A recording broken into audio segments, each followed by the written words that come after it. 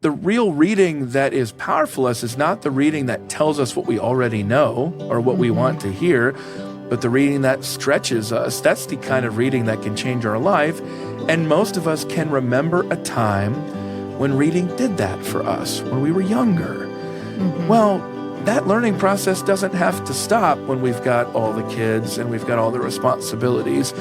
But it does take some discipline to say, it's worth it for me to do this instead of that Netflix series. You have to make choices.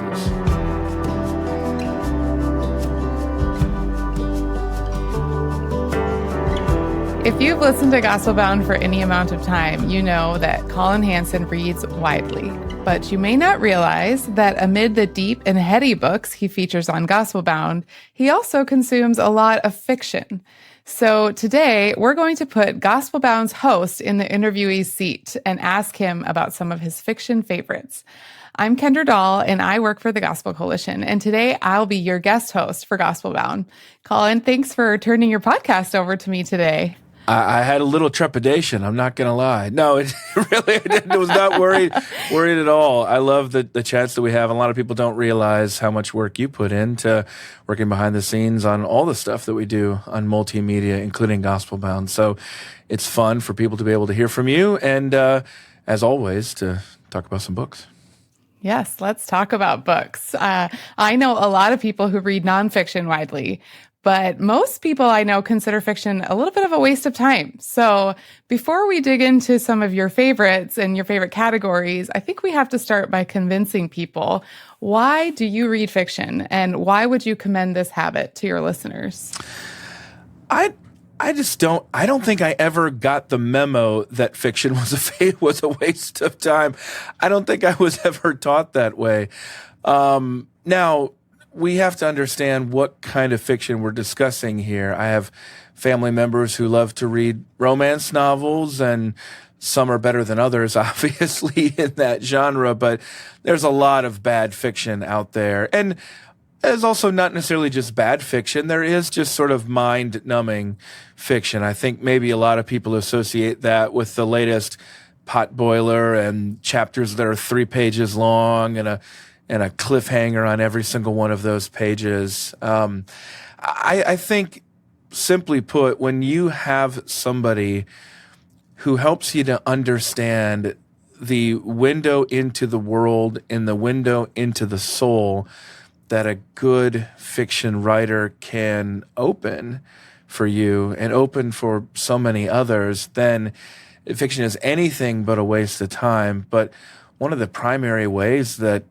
God gives us to be able to understand ourselves and to understand others and to relate to other people and to learn how to love other people, to learn from other people's experiences. And in some ways, I think probably that we'll get at in the course of this podcast, fiction in some ways can be truer than reality, because it helps to open up our sense for what's actually happening in the world beyond what we imagine or that we can simply perceive through our senses.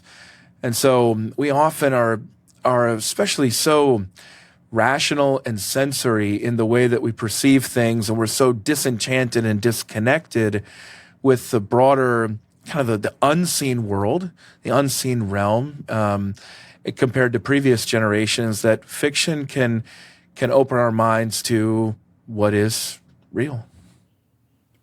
I love that. Yes. Well, I think so often in writing, they talk about showing or telling. Oh, yeah. And it's sort of like fiction is the showing, right? Instead of spelling it out for us, it's inviting us in to experience it ourselves. Yeah, you're changing as you're imbibing a story, and you're feeling things that if somebody simply teaches it to you and just says, this is the way you need to think, then it doesn't seem to engage all of your mind, your body, your soul, your spirit. But the drama, the depictions of fiction can really do that in ways that they don't you don't necessarily understand. And we've heard from Lewis and others the way that stories and fiction can steal past those watchful dragons. It can change our lives. It can empower our thinking, our feeling, our believing in ways that that we couldn't get, or don't often at least get, through straight didactic lecturing. Absolutely. Well, when I pitched this episode to you, you quickly just rattled off your favorite types of fiction. So you listed historical, Scandinavian, Russian, and Southern. It's just Classic, normal. right? Yes. It's just totally normal. Totally normal. So let's talk a little bit about each of those. And let's start with the category I think is likely the most familiar to your listeners, which would be historical fiction. So are you drawn to a particular time period when you read historical fiction? And what makes a good historical fiction book? I think Kendra, historical fiction is one of the areas where my choices and my interests are probably the most popular and the most widely shared, because you see contemporary fiction like All the Light We Cannot See by Anthony Doerr, or Gentleman in Moscow by Amor Towles. Those are pretty popular works. I mean, these are best-selling works. They're works that have been adapted to film, though I have to say, All the Light We Cannot See is one of the worst film adaptations I have ever seen in my life. Was it that bad? Everybody hated it, but... it was worse than you think. It was worse than somebody could tell you about. But I'll explain why I think it was worse. One of the reasons people don't like fiction is because it takes a while to warm up. You're having to enter a different world. You have to enter different personalities. It's not like journalism where you start with the most interesting thing, the inverted pyramid, and you work backward. It tends to be a slow burn, and sometimes the payoff is not until much later. That doesn't translate as well into film, Sure. especially in a Netflix kind of series. And so you end up flattening the characters. And when you flatten the characters in an area of history that's already flat, in our understanding, which is World War II, there are good guys, there are bad guys, more than kind of the primary moral lens through which we understand our world in the West still today, then it really makes for an extremely uncompelling, unsympathetic story that doesn't seem to exist in a three-dimensional world. So anyway, just going back to historical fiction, that's I think also about Kristen Hanna's The Nightingale. There's just some pretty popular stuff out there that I find to be really interesting and thought-provoking. It's not typically the deepest kind of fiction that I read, but those experiences are really beautiful. So I suppose, like a lot of people, I'm drawn to certain eras, and one of those eras would be World War II, primarily just because there's so many more options on that. When I go back and look, for example, another historical area that I study a lot and we talk about here on Gospelbound is the Civil War. But a lot of the historical fiction about the Civil War is just bad. I mean, it's pretty weak, which I didn't mind as much when I was reading it when I was 10 years old. But it doesn't quite translate the same way when you're older. But yes, I was reading Civil War historical fiction, I guess, as a child. Of course you were. I don't think any of us are surprised. Didn't need to point that out. But I remember some old Harold Coyle books and whatnot. But there's always romance across the Mason-Dixon. It's pretty much the story of Civil War historical fiction in there. But so probably World War II, just because there's so much to work with. There's just so much material to be able to play with in there. But there are a couple different ones that are on my list. A World War I book, and I got this recommendation from Andy Crouch. And when it comes to fiction, it is really good to get recommendations from people, because it's hard to just go out there and show up at your library and say, give me some fiction here.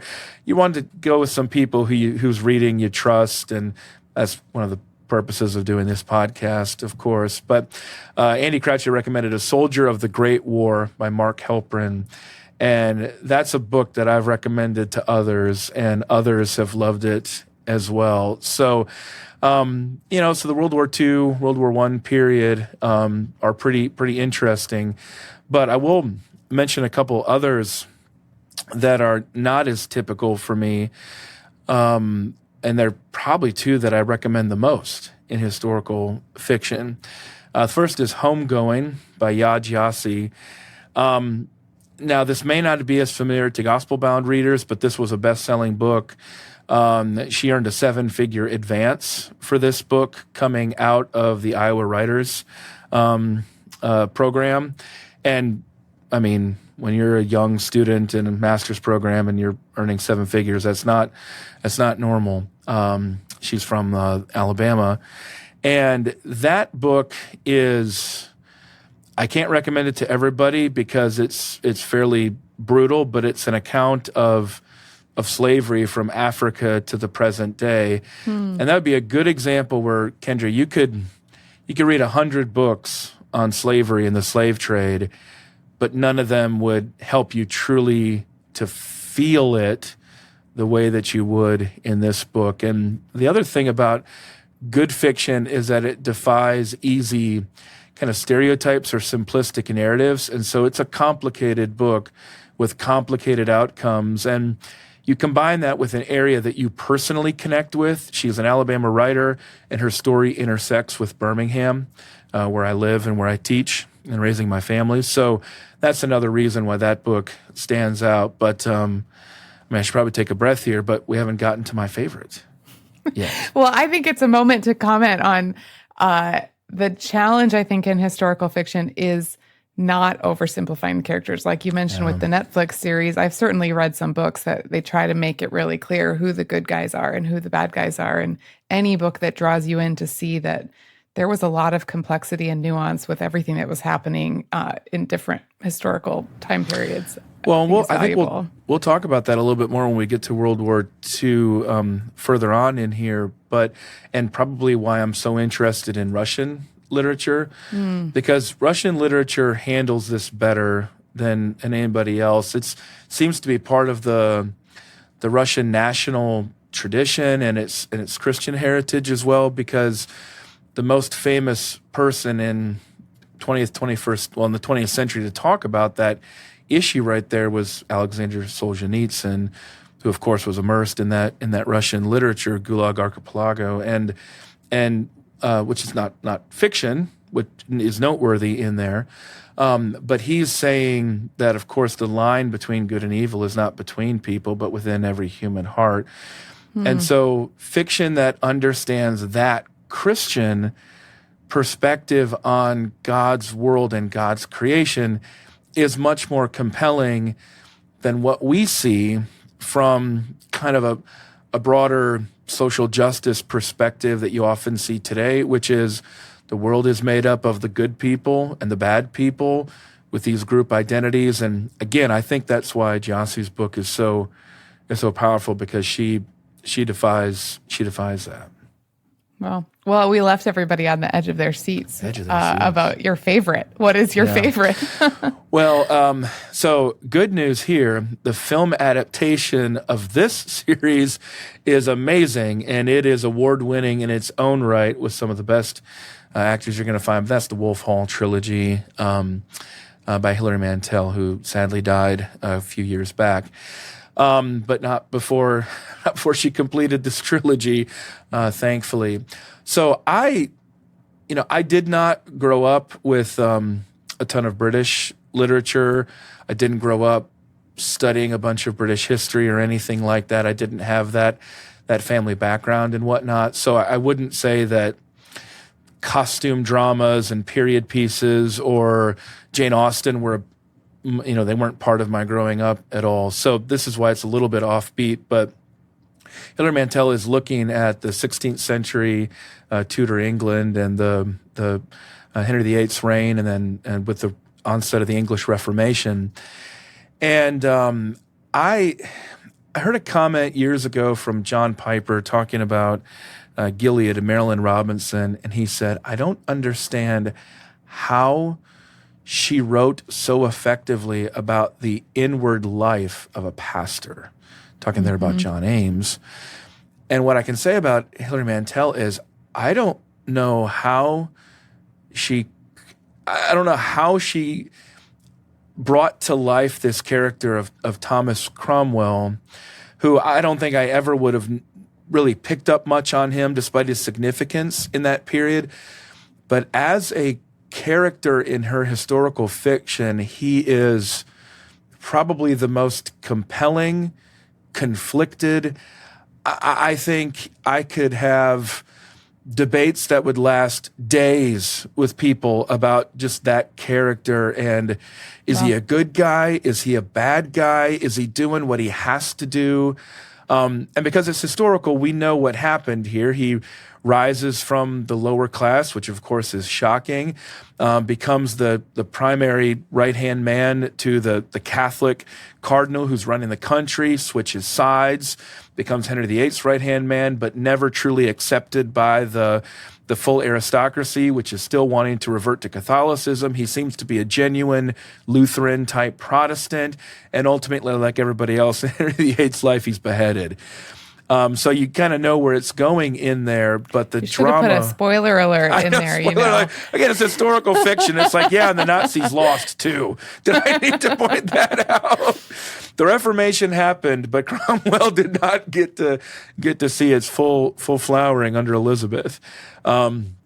So that now this is a good example where you would have to trust somebody to recommend the series to you, because the first book is very long and it is more literary in style. So if you're used to reading contemporary fiction, this is gonna require a little bit out of you. Not like reading the Russians, we'll get to them. But it's going to require a little bit of you. And if you don't know much about 16th century history, well, it's going to be a learning curve in there. But and this is another series where I've had it recommended to me, and it's incredible. It's just truly, do you find truly beautiful. that it brings you along? So if you're somebody who doesn't have this expansive knowledge of that time in history, it's taking you into it, or you feel like you needed some of that background knowledge to read it well?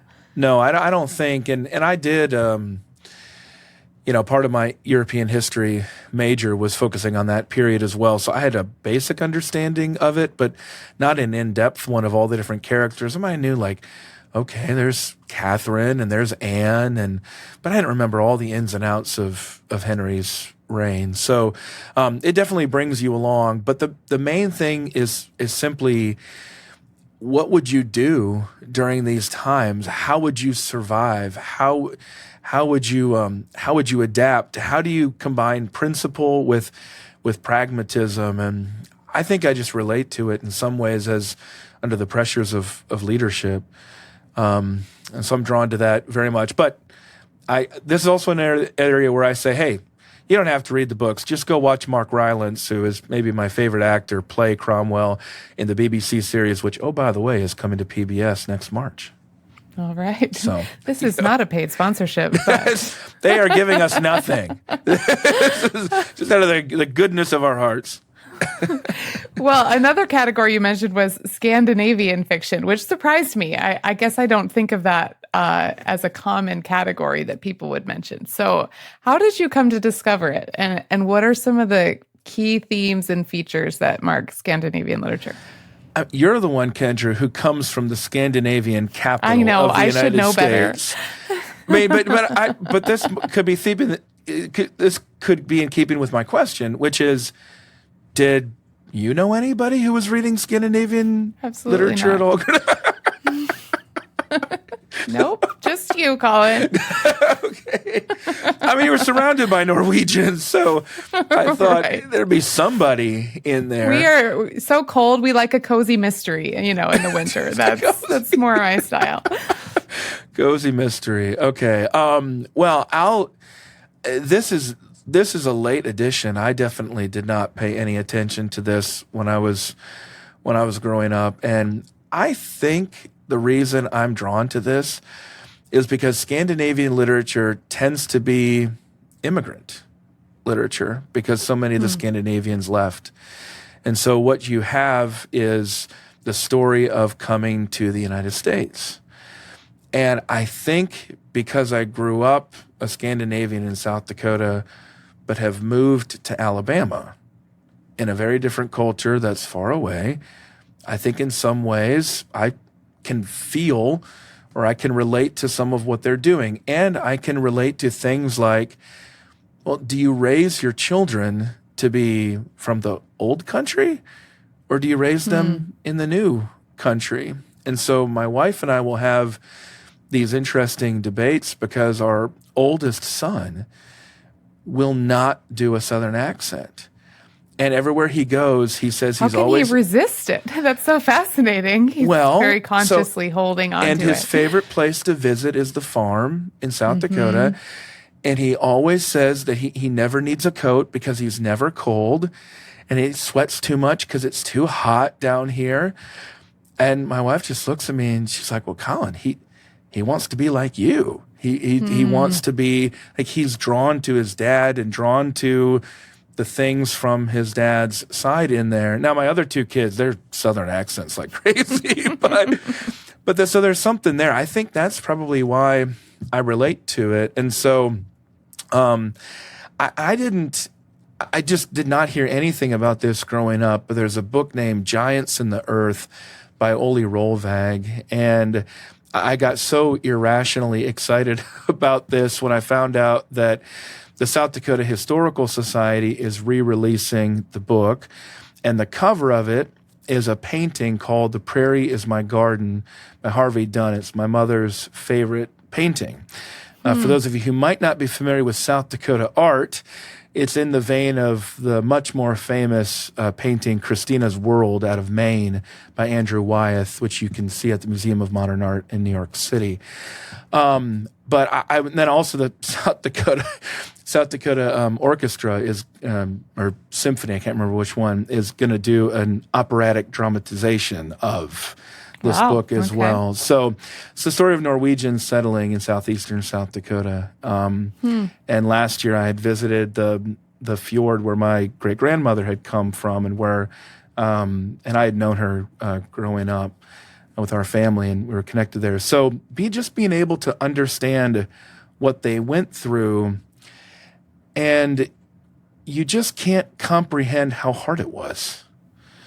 You can't comprehend, and I've told this story before, but my grandmother, so this would be my great-grandmother's daughter, obviously, so she comes from Norway. My grandmother just died, recently, my grandmother.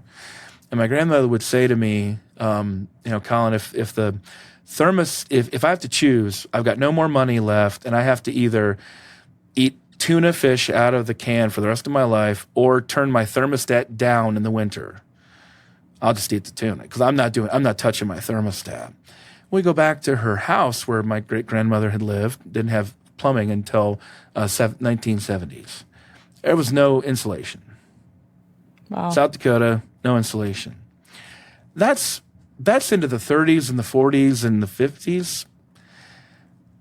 So the fiction connects me back to even my close family, like my grandmother or my great-grandmother, just to understand some of what they went through. And surprisingly, a lot of people don't remember the religious dimensions as to what was happening. So we have denominations like the Covenant Church. We have denominations like the Evangelical Free Church in America. We have the former John Piper's denomination, Converge, the Swedish Baptists. Those are all related to revival movement that swept through the Scandinavian immigrants in the upper Midwest, Chicago, Minneapolis. And the books all deal with the themes of American revivalism crashing into old world state church Lutheranism. And usually that crash is chaotic at best. It's a crash. And so the religious themes are extremely deep. Extremely deep in this literature, and so, and I come back and I mention my grandmother and my great-grandmother very deliberately in there because usually the protagonist of the book is the man, it's the farmer. He's usually the one who wants to leave, but the story's really about the woman. It's about the wife, and what she endured, leaving her family. Suffering in isolation on the Great Plains was nothing short of making you go insane. And so there's usually a subtext of insanity that comes through in there. And that may not sound, compelling exactly to read, but it once again opens up something where how could you read about that in a textbook? Like, I'm going to do a textbook on South Dakota history, and there's going to be some line that says, sometimes the women would go crazy trying to keep a sod house clean. Okay, I'm like, that would be pretty hard. But to read about what it's like to have 5, 8, 10, 12 kids under those conditions, in those circumstances, having left all of your family behind, but you left them behind just because you knew if you stayed home, they'd all starve to death. I mean, that's powerful. So again, I'll take a pause here, but another book related to that theme is the Immigrants series by Wilhelm Moberg, which is published by the Minnesota Historical Society. It's the Swedish story, especially related to the Minneapolis area of Minnesota. How did you find these? Well, they are pretty famous. Were these if you're recommendations? Looking for them. Okay, so I'm just exposing my narrow. No. I mean, they're not famous like all the light you cannot see famous. I'm just saying these are works that are being published by the historical societies of these states, meaning that they're a recognized part of the canon of literature that helps to explain the story of that place. And so, I mean, that probably is a good. It's probably just a good segue into. I think I have to attribute this to our colleague Ivan Mesa. I don't even remember where I found this. I mean, this is probably some sort of, maybe it was Ivan or maybe it was just some catalog. I think maybe I can remember the place I was in my house when I saw the catalog, and I was like, oh, there's a Danish novel being translated for the first time from 110 years ago into English. Wow. Well, that probably grabbed my attention of like, okay, why would this be the case? And that book is A Fortunate Man by Henrik Pontopadon. Now, I mentioned there's the segue there is because the Danish government has a list of books that they have determined represent their national identity. And so the book that represents their national identity, so this would be like, we're in school and we're reading Mark Twain, okay? So, I mean, that's what you're going to get. You're going to get Tom Sawyer, Huckleberry Finn. That's what it means to be an American. This would be their equivalent in Denmark. So when I've taught in Copenhagen, people will usually come up to me and say, that was interesting. I didn't get that out of that book when I read it in school growing up. But A Fortunate Man is, it's what they list in Denmark as the book that explains their modern breakthrough. And by modern breakthrough, they mean how we went from being 19th century pious Christian Lutherans to being 20th century secular Danes. Wow. And how the church went to be like, 1% of the population in there. So the book is itself a long Russian realist style novel, 1,000+ pages almost, that walks you through this reverse prodigal story. It's basically the prodigal son who never comes home to Christianity. And I lecture on this here at Blixen Divinity School in Cultural Apologetics, and I can't get through a lecture without crying because the story simultaneously helps if I sat down and I told the students, hey, guess what? I'm going to teach you a history of Western intellectual thought from the 16th century through the 20th. They'd be like, what in the world? I mean, how can, first of all, nobody can do that. But second, that's just going to be overwhelming. Instead, if I tell you, well, Henrik Pontopadon already did that for you, starting with Montaigne in the 16th century and all the way through to Nietzsche in the 20th. And also, if you ever wondered what it would be like if somebody wrote envisioning the 20th century without knowing what was going to happen, but they got it all wrong. So we read Dostoevsky because he got the 20th century right. He wrote about it before it happened, and he was right.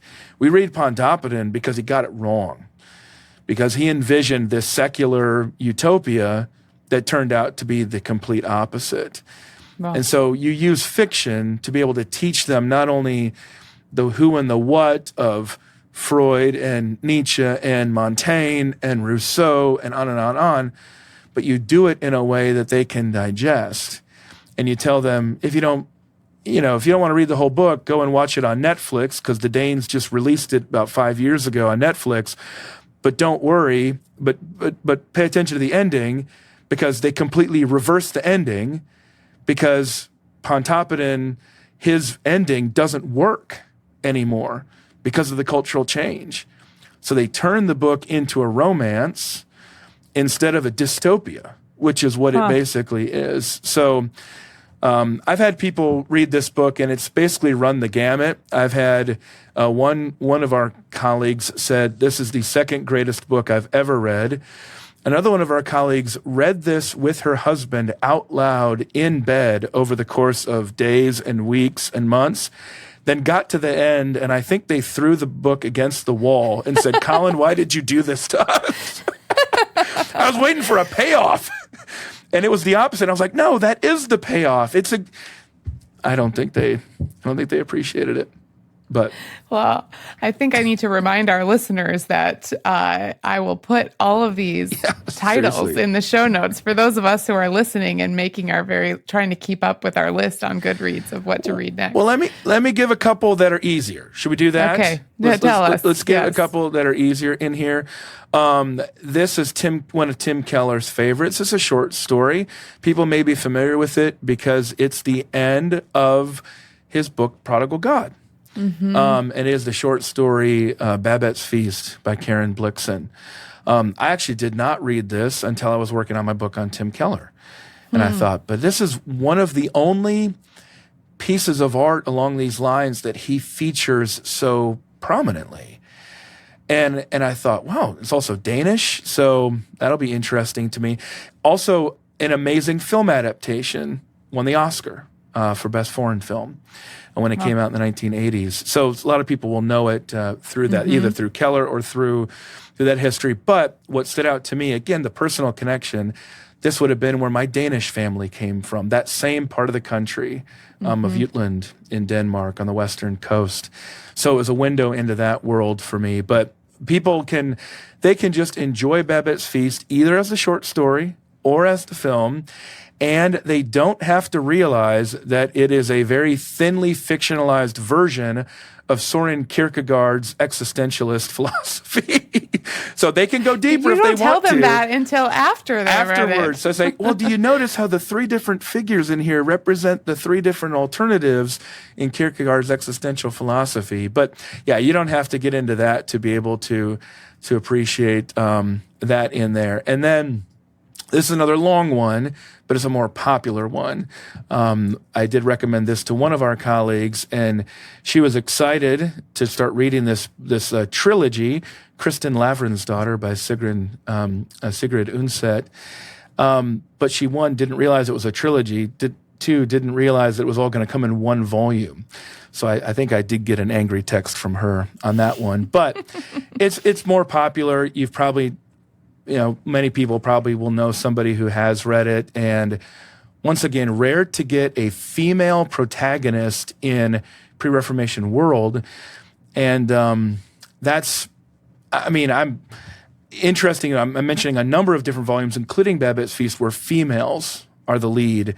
I mentioned earlier, again, as a man and as somebody in ministry, novels are often one of the more helpful places for me to understand, just to be encountering female characters and just learning and observing from them. So that's something else that novels do. I've been thinking as you have been talking about these books. It seems like the characters have such power to build empathy as you're reading, that you're putting yourself in the situation of these immigrants. But I hadn't thought about that as a man reading a book with a female protagonist, what power that has. Wasn't that kind of the whole genre? The whole genre is to take you not just looking at what somebody does, but why they do it. So now what's interesting there is, of course, it's speculative, but it's fiction. So you can make that work. You get to be speculative. You get to be speculative, but you can't do that very well with nonfiction. It's hard to be able to say, hey, here's what Napoleon was thinking at Waterloo. Well,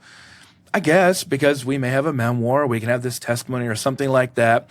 But what you can do with fiction is you can really dig in there and explore psychology that now it may be, again, it may be fiction, but it may be even more real to life when it's in the hands of a skilled novelist. And some people will know that one of my favorite historical writers is Shelby Foote. But the reason as a Civil War historian he was so good is because he wasn't a historian, he was a novelist. And now he could get speculative, and that's one of the things that people criticize him for. But I'm convinced, Kendra, and we know that on Gospelbound we do a lot of history as well. I'm convinced that people don't like history, not only because, as I've said about Alan Gelzo and others, they don't have good teachers, but because to us, it's all just fait accompli. It just happened. And we sense that history had to happen that way, but the real drama of history is contingency. What if it didn't happen that way? And so what Shelby Foote does is he takes you, he just think about the way somebody would look. In historical fiction, you are the omniscient observer. You're godlike. Or in history, you're godlike. You see everything of how the outcome, and this guy had this dumb move, and this woman made that mistake over here, and you're judging it. But in fiction, you're looking through the eyes of the character on the world. So Shelby Foote inverts the whole historical genre by putting you in the eyes of that general or that politician. And you sense drama. I don't know how this is going to go. And then your understanding just starts to explode because you've pulled back the veneer of omniscience. And now all of a sudden you can relate to them being in that position and you can feel what they felt. It's what fiction does for you that history often doesn't. Absolutely. But now I need a quick interlude where I say, Collin, when do you do all this reading? Do you listen to audio? Do you sleep? Do we need an intervention here? I do sleep. Have an actual family. Well, I think maybe, Kendra, it's just over years, right? So if you just are reading and you keep reading over the years, then generally the books pile up. So I also think that we often get stuck reading because we have a book that we don't like, and it just kind of discourages us from reading because we're like, oh, I have to read this book. The thing about novels is that you have to go into it knowing that the payoff is going to come later. So you just have to get into it, usually saying, this is exactly what will happen. People will watch this interview, they'll listen to it, they'll go back, they'll pick up one of these books, and they will want to throw it against the wall and be like, Collin, what were you thinking? He said there was a payoff. He said there was a payoff, and where is it? I'm a busy person. I've got a lot going on. But I think that the real reading that is powerful is not the reading that tells us what we already know or what we want to hear, but the reading that stretches us. That's the kind of reading that can change our life. And most of us can remember a time when reading did that for us when we were younger. Well, that learning process doesn't have to stop when we've got all the kids and we've got all the responsibilities, but it does take some discipline to say, it's worth it for me to do this instead of that Netflix series or instead of that football game or something like that. You have to make choices there. But if you make those choices over the course of time, it does start to add up. I don't regard myself to be an especially fast reader, but I will say the more you read, the faster you read. So that does help. Or you can just do like me and listen to audiobooks on double speed. That's how you. Do you actually do double speed? I usually start at about 1.5, so I get used to the narrator, and I gradually ramp up. And by the time I'm like in the thick of the climax of the book, I'm on like 2.25. What speed do you listen to me on? I won't answer that. I plead the fifth.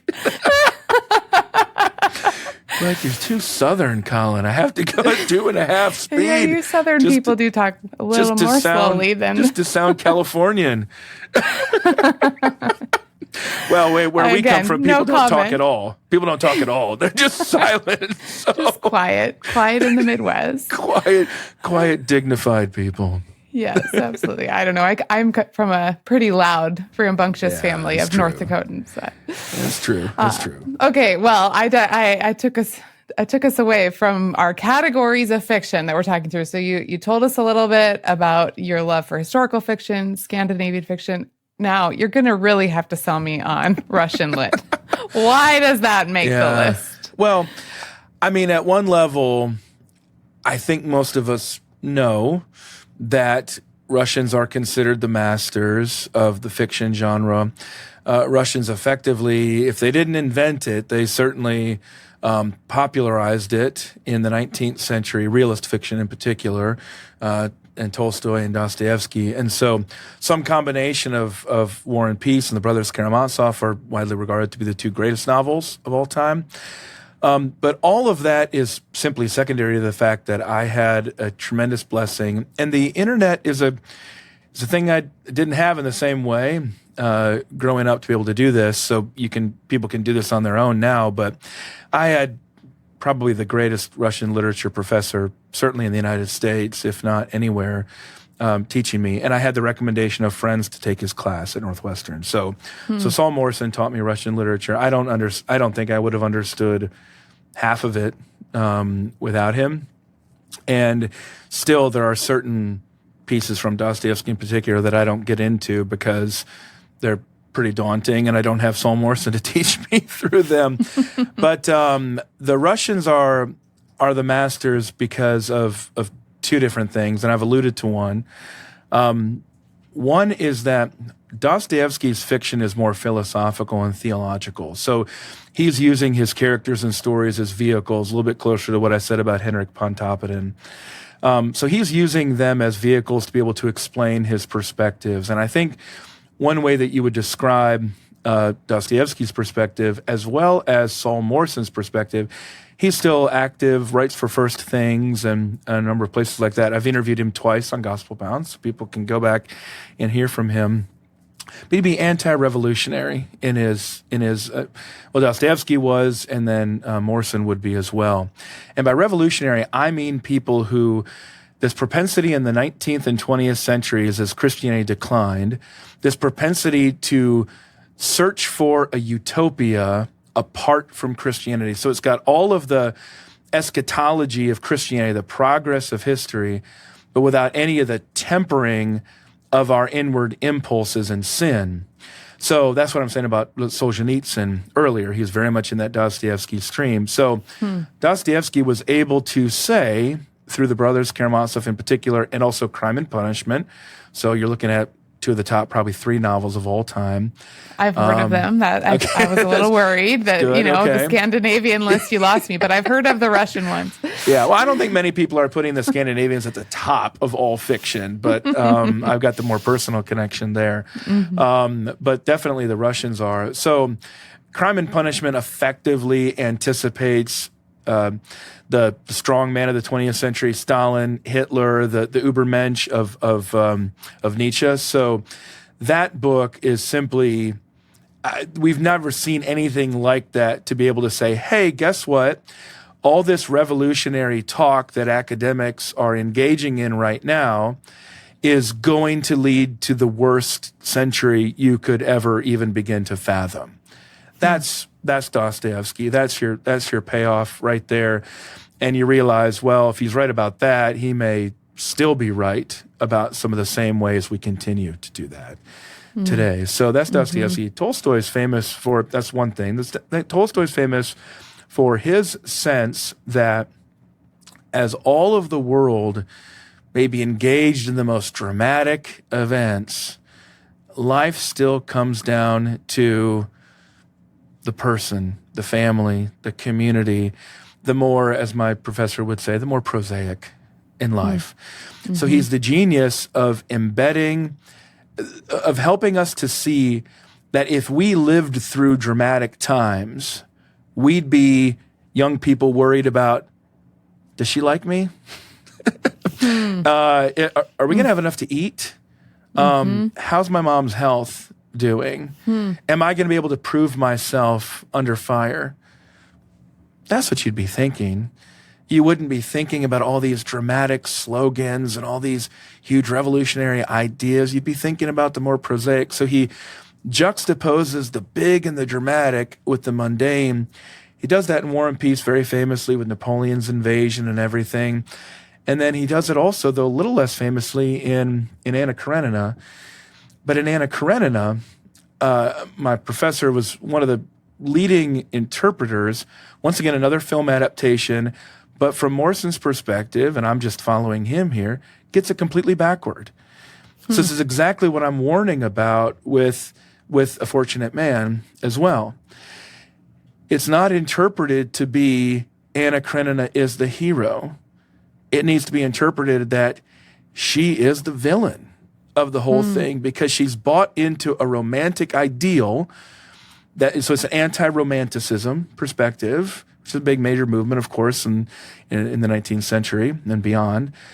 But, I mean, he'll say something like, hey, we all know that reading Anna Karenina, that she's the protagonist of the book. Therefore, Tolstoy is trying to commend her kind of romantic life and all these sort of things. And Tolstoy says, Morrison, trying to channel Tolstoy here, says, but if Anna thought that she was the center of the world, which is exactly the problem with romanticism, imagining ourselves the center of the world, wouldn't her name be on the book? Wouldn't the book be named after her? Tolstoy's making the exact opposite point. Everything she does leads to destruction. And I'll point out one thing from my professor. I'm going to write about this later. But he says the only two, it's a very dramatic statement, the only two authentic conversions ever recounted, Christian conversions ever recounted in literature, are both by Tolstoy. One in Anna Karenina, one in War and Peace. But, as he says, but that's why it's not true. He's not a Christian. He says, because it's too good. Jesus is too good to be true. These conversions are too good to be true. To love, not because of what you get back, but just for the sake of love, for the sake of your Savior. Wow. It's too much. Nobody can handle this. Nobody can ever hold to that standard. It's too good to be true. So what I'm working on now is that the hardest objections to Christianity are actually that it's too good to be true. Wow. It's not that it's false. It's that, okay, but no, it's too good. So anyway, that's a brief look at Russian literature. Well, I was a little scarred reading Crime and Punishment in high school, but maybe you've persuaded me to give it another shot. I mean, high school's a hard time to read Crime and Punishment. I mean, what kind of help did you get in understanding Nietzschean philosophy and from Raskolnikov? I mean, Spark Notes? I don't know. High school is just survival. Yes, I read it. I'm going to try to convince you I read it with a couple But do you think, Kendra, that the reason I love this stuff is because I wasn't forced to read it in high school? Is that possible? I don't know. I think you're a little bit of a mystery.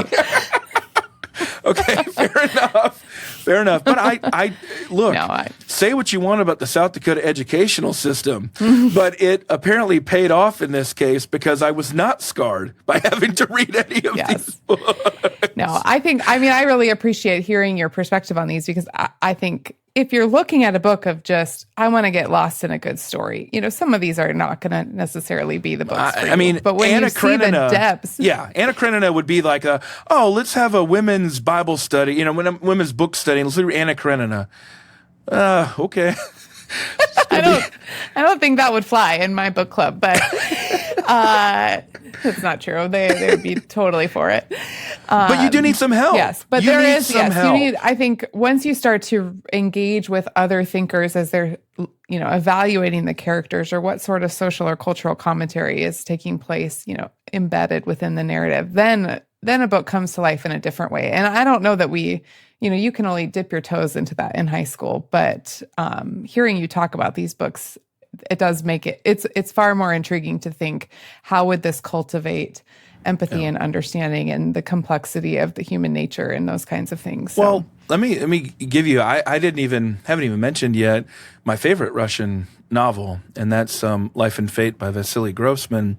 Now, this was a fellow elder of mine at my church. He's a lawyer, and there's a cool thing that they do at his law firm. They meet, and it's a book club once a month, and it's been going for decades and decades and decades. And at one point, one of the lawyers said, hey, we should have a discussion about what the best books this club has ever read are. And so they did, and I don't know, this guy raises his hand and says, well, there's no debate. We all know what number one is. What's Life and Fate by Vasily Grossman. Kendra, I had never heard of this before. My friend swears by it. He shares it with me. And I'm reading, and I'm thinking, wait a minute. So you mean to tell me that in the 20th century in Stalingrad, like the biggest, worst battle of all time, there was this incredible journalist turned novelist named Vasily Grossman, who was more or less commissioned by the Russian people to capture in the government, to capture the essence of their great patriotic war, their defeat of Hitler and Nazism, but to do it in a uniquely Russian way, through a realist novel. Because that's the way Russians understand their history. So he's not going to sit there and write in textbook. He's going to write a novel about it. But wait, there's more. He is a true communist who came to understand things very differently through the war, to be able to say, wait a minute, this is supposed to be the fascists on the right and the communists on the left, and we're polar opposites, and those are the evil people. But you know what I saw? It's kind of like a horseshoe. They kind of look like mirror images of each other. We look at that now, and we think, well, of course, that's how we see things. Oh, Kendra, that was not how people saw things at the time. They were the mortal enemies, left and right, the political opposites of each other. So Vasily Grossman just explodes our understanding of this through this novel. And then, once again, only translated into English in the last 10, 15 years, was the prequel of that book called Stalingrad, which the communists, the Soviets, had censored. And so we didn't have it until recently. And I won't get into too much more detail with this, but Grossman was Jewish. His mother was killed in the most infamous massacre of Jews in Ukraine.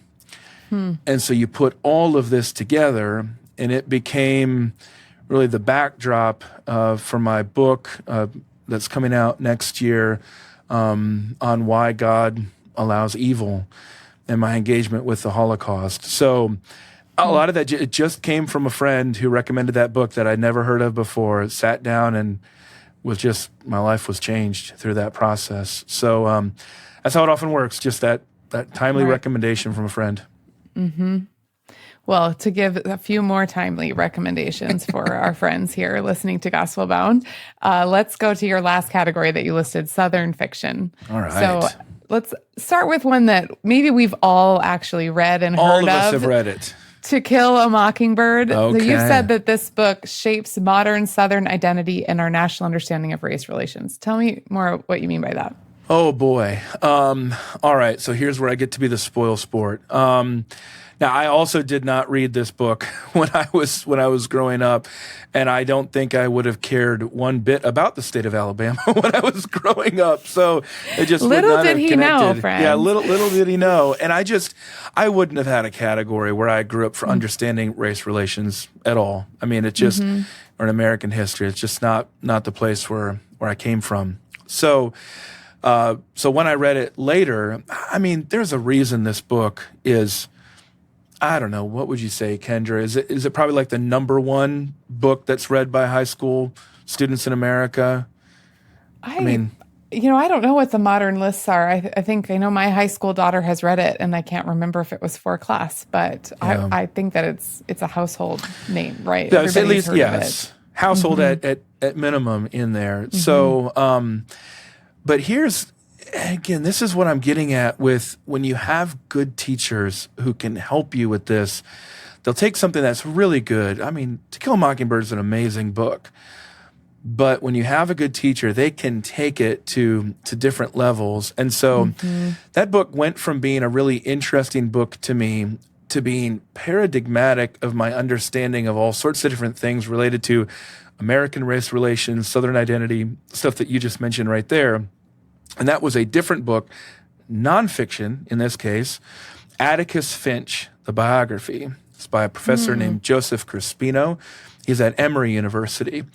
Now, Crispino was acting on academic developments, namely the discovery after Harper Lee's death and subsequent publication of her book, Go Set a Watchman. Now, do you remember when that came out, Kendra? I do. I know there was some controversy around it, and I think I avoided it because, some of the different things I had read. So, well, the whole idea, worth reading? It is, but only because of what I'm going to explain here. Okay. So the reason there was so much controversy because, of course, Harper Lee was a near recluse. I mean, she lived here in Alabama, divided her time between here and Manhattan, but she lived here in Alabama, but she didn't publish subsequent books. And there's a book by Casey Sepp that talks about her friendship with Truman Capote and how she was working on a true crime book about Alexander City, Alabama. It just never came to fruition. So it's not like she stopped working, but look, she had all the money in the world because of To Kill a Mockingbird. And once you write that as your debut novel, you're basically done. I mean, you can't top it. So a similar dynamic happened with Go Set a Watchman of, wait a minute, well, it's kind of not fair. I mean, she was treated, the novel was widely panned because it wasn't nearly as good. But Crispino helps us to see that book, Go Set a Watchman, was the original version of To Kill a Mockingbird. It was the message she actually wanted to communicate, and it was widely rejected by her literary friends and agent in New York as being a completely untenable defense of the status of race relations in Alabama, including her dad, who is, of course, the Atticus Finch exemplar.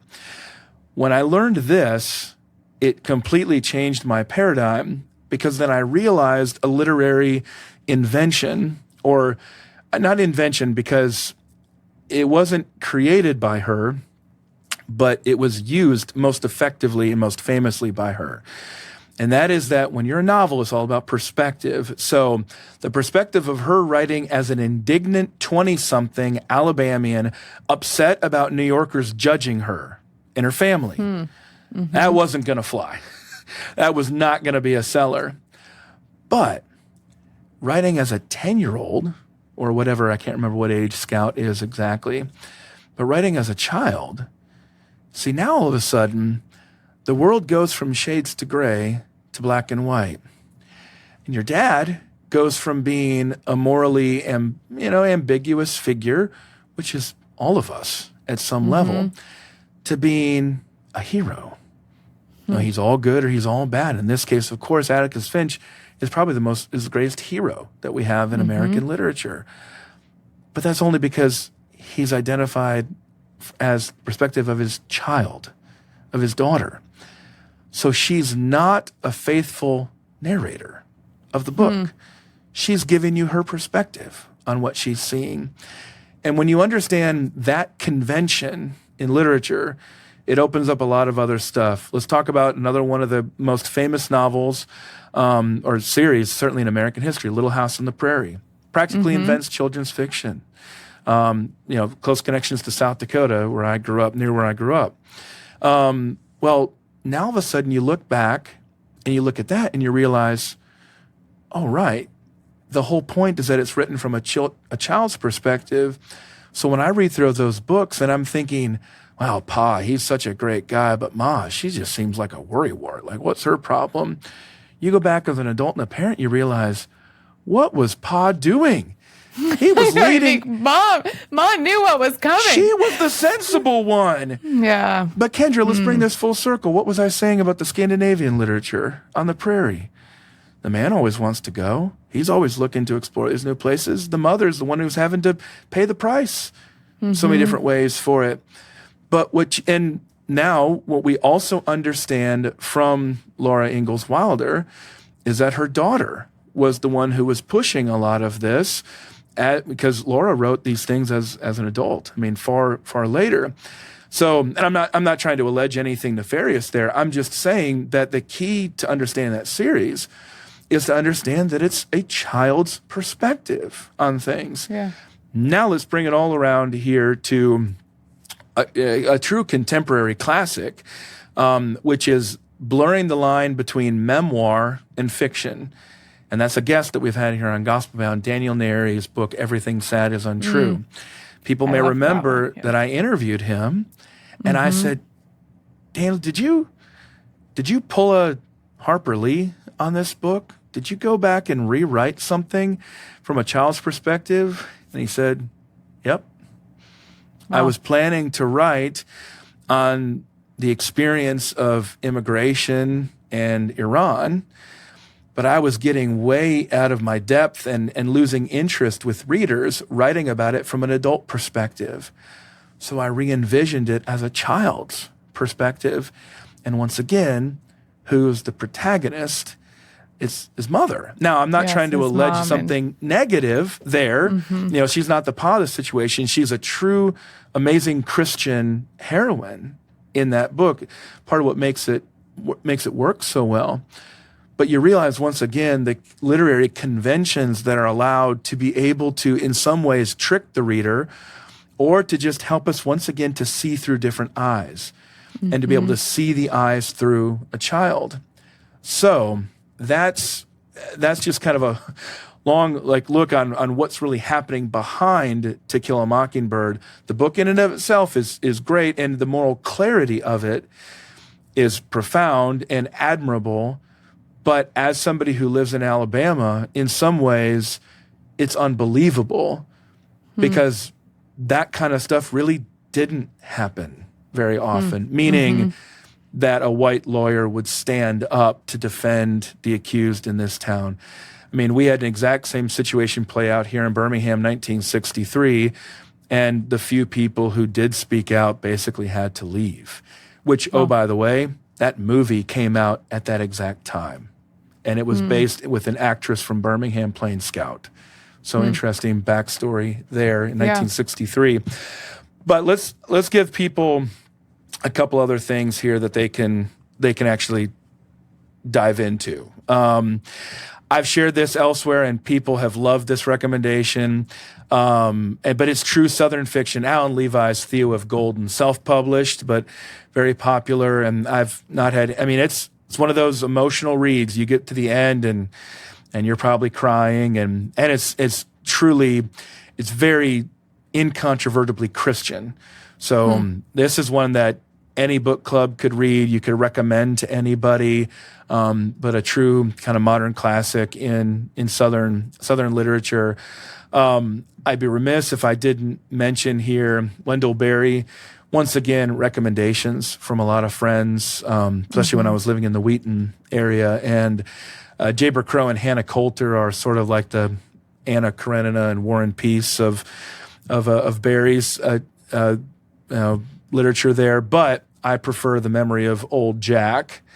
Really? Which is, yeah. Do you know? That's the one I've read. Everyone has recommended Wendell Berry, and I read Memory of Old Jack, and I loved it. But I enjoyed it. I don't think he's not my favorite style of writer. Yeah. It's a little bit slow for me, but the people in my book club who were big fans of him didn't enjoy The Memory of Old Jack as much. So it's just interesting to hear you say that's your once favorite. Again, I think a lot of it depends on what your perception of fiction is coming in.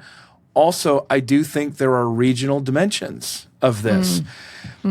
If Wendell Berry wrote fast-paced potboiler fiction, that would defeat his entire reason for existence. Right. The whole point of his fiction is the prosaic. It's what I was saying about Tolstoy earlier. It's to show the dignity of the poor, the dignity of the people that you wouldn't care about at all. And I think I'm sensing a theme here that I didn't realize was going to be a theme. But when I read Hannah Coulter, my thought was, that's my grandmother. I mean, that's how I felt with Jack. Like, these feel like the people we know from small town North Dakota. Well, so I would say one reason I would recommend Wendell Berry to anybody, but I would say I clearly have a special attachment to him having grown up on a farm, but it's not so much having grown up on a farm, it's being part of a multi-generational small community. Yes. And I translate that into a vision for localism more broadly, but also in the church. He has no ecclesial vision at all, but that's how I use it in there. So that's where I get that. But Hannah is such a good example of just the kind of people who make your community work. If your community works, it's because of people like her. And I was thinking then about my grandmother. But I would say my wife loves Wendell Berry, but she is not a fan of Marilyn Robinson. So I did struggle through Gilead, but it was so beautiful. That's one of those books that and I felt this with Wendell Berry too. It's a book you're glad you read, but it was a little, you kind of. It's Midwestern. It's sparse. So once again, it's like saying, boy, Grant Wood should have used a lot more color in American Gothic. It's kind of defeating the purpose. It's right. Iowa. I don't think you understand. It's like, boy, Grant Wood could have used a little bit of Jackson Pollock in his painting. It's just, that's the genre right there. It's trying to communicate something not only in what it says, but in how it says it. That's part of the genius of fiction there as well. But, there's a few others that I would mention in here. I'm not the biggest Flannery O'Connor fan. It's not because I dislike it. I just haven't read a ton from her. But what I have is memorable, to say the least, in there. Faulkner, I've not read all of Faulkner, but it's interesting that the South in the United States produces so much great fiction. And I think there's often a tragic dimension to great fiction, which extends to why those immigrant novels are so good, why Russians are so good at novels, and why Southerners are so good at novels. One of the things that Shelby Foote famously said in Ken Burns' Civil War series was, people often say America's never lost a war. I wonder, have you ever visited the South? The whole point is that the South has a tragic history. And that tragic sense of things seems to translate into understanding the depths of a human soul. So, good and bad, which is very much the theme that you see in Southern literature from all the people I'm mentioning there, but two that I would add on, more contemporary. Robert Penn Warren, people may be familiar with All the King's Men, and then also Pat Conroy, bringing it up too. I hesitate to recommend Conroy because, oh boy, it's some of the most brutal. Kind of like Cormac McCarthy, same thing, different ways. It is vivid. It's sort of like when I recommend Conroy and Prince of Tides in particular, when I recommend that, somebody will say, Collin, I absolutely hate you for recommending that because you did not warn me properly. Here's your warning. But oh my gosh, I don't think I'll ever get over that novel. So that just, it was like that. So that's Conroy, but that's there's Southern fiction for you. Well, you've listed so many books. I think I'm a little overwhelmed about where to start. We're only an hour into this thing, Kendra. We need a lightning round. We need to circle back, and for all the people who are looking for that perfect gift, they who need are to still pick here the book. an hour in. Yes, who have tracked with us this whole time. Let's go through each of the categories. I want you have to pick one book, book from each category for someone who wants to, jump into that. So what's one book you'd recommend for historical fiction? I'm going to say Wolf Hall on that one, but I'm going to give the out. Just watch Mark Rylance on the series. See, we have a rule in our house that you can't watch the movie if you haven't read the book. But then sometimes things like this come along and I make exceptions. Breakthrough. Because you're telling us 3 books, so you already failed at our narrowing it down. I am only referring to the first one in this case of Wolf Hall, but you're right. It is the name of the whole trilogy as well. So I'm going to say Wolf Hall, but I love Mark Rylance and the crew in that one. Okay, good to know. That I'll give a pass. What about Scandinavian? Oh man, I guess I could. I will give 2 options. I'll give Babbitt's Feast. Once again, you can watch it. It won an Oscar. It deserves it, so you can watch it. Yes. Or read the short story. There's your option. But other than that, Oh, I do hope more people read A Fortunate Man. I think it's worth the effort, and I do think it's important to understand going into it that as Christians, we're conditioned by the eucatastrophe of J.R.R. Tolkien, which is the Christian story. Just when all hope seems lost, everything gets better.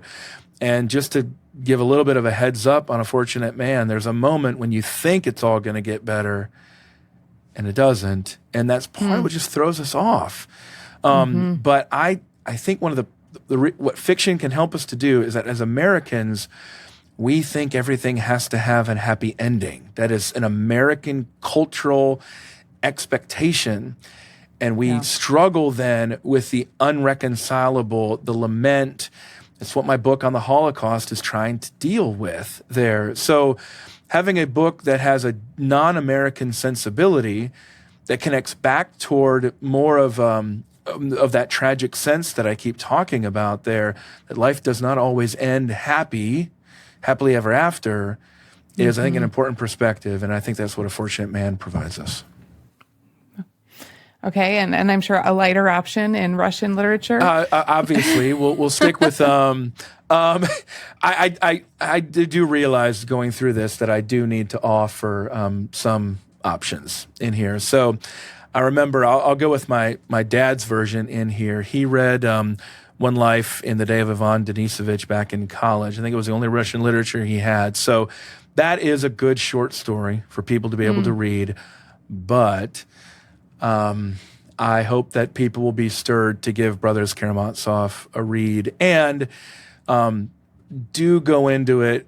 Keep a name list handy and find a guide from Morrison or others that'll just help you to understand what's happening, so that when you get to the Grand Inquisitor scene, when you get to rebellion, you can truly understand those quotes that you see floating around and understand the parable that he's trying to tell you of, without God, anything is possible. That's nice as a phrase. It's nice as something that we can look at through history. Brothers Karamazov is a treatment of what happens when people live consistent with that value.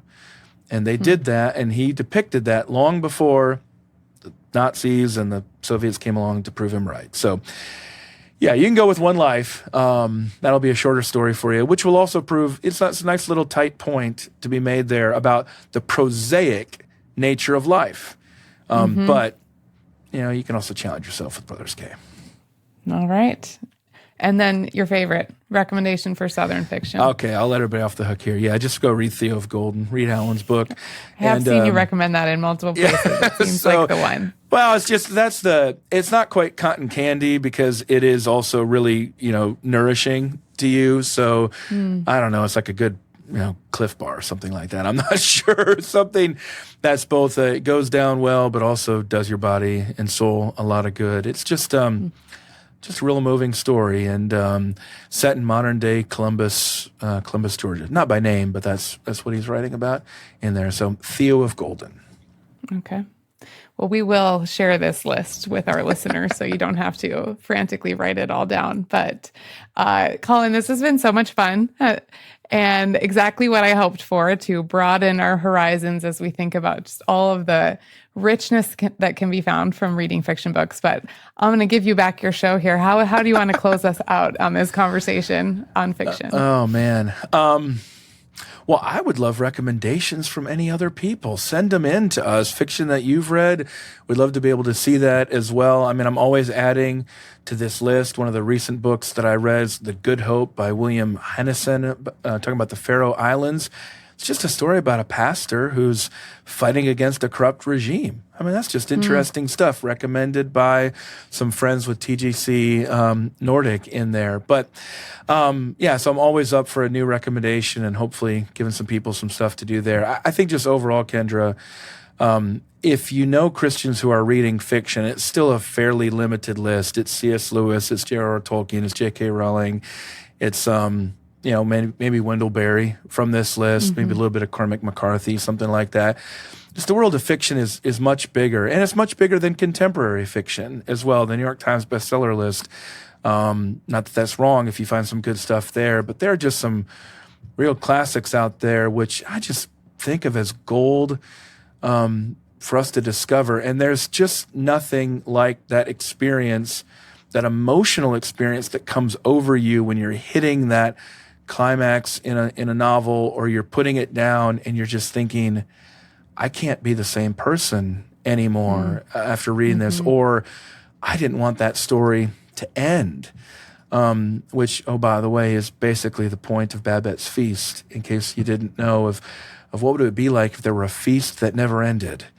Well, of course, that's the Christian story right there. So there's amazing what those stories can do. And I just want to end on a challenge. If there's anything that I would hope would happen from people picking up these books and listening to this podcast, is that we wouldn't just be able to read these classics, but people would start to write them.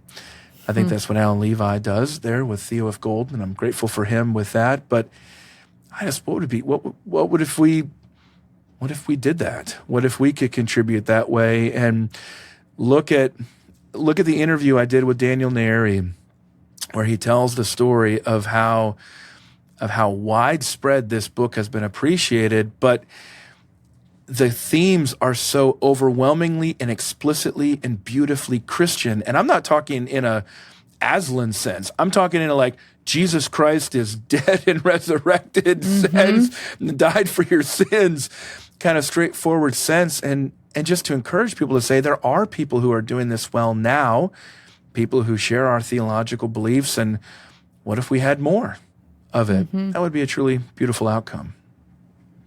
So when can we expect your novel? Oh goodness, I don't think I have those skills. Maybe one day I'll put my hand to that, but I don't have those skills. But anyway, Kendra. Well, the start is good reading. Yes, yeah, thank you so true. much. That's true. Well, Kendra, thank you. I'll close it up here, but thank you for being a game host, and really for generating this idea. So I think it was like popping a quarter in the machine and be like, all right, let's see how long this thing can go. But thanks for doing that. And as always, thanks everybody for listening to Gospelbound.